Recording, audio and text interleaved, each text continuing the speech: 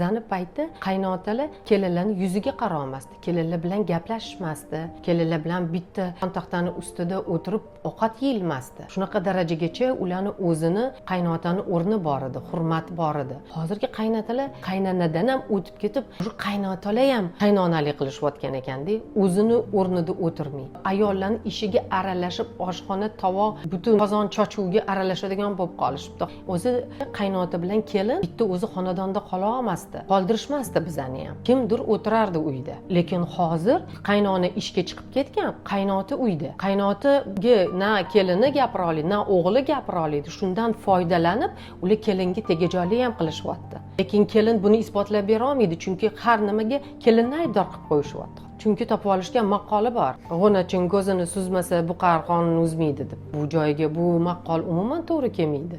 Hozir qaynotalar juda ham bemaza bo'lib ketgan. Agar xotini borib eriga aytsa, adamlading nima qilay, nima hadeb gapirasan, nima deb gapiray deydi.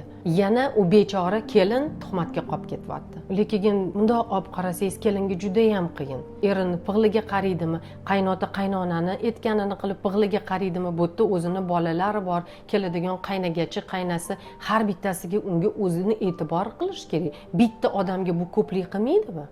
Man degani hamchi portillab ketadi. To'g'ri, bir xil kelinlar o'zini berib qo'ymaydi hozir, xafa qildirib qo'ymaydigan kelinlarimiz ham bor. Nimaga? Chunki shu sharoit shuniga olib keltirib qo'yapti. Shuning uchun ularning tili chiqib qolgan. U qanaqadir kurashish kerak-ku.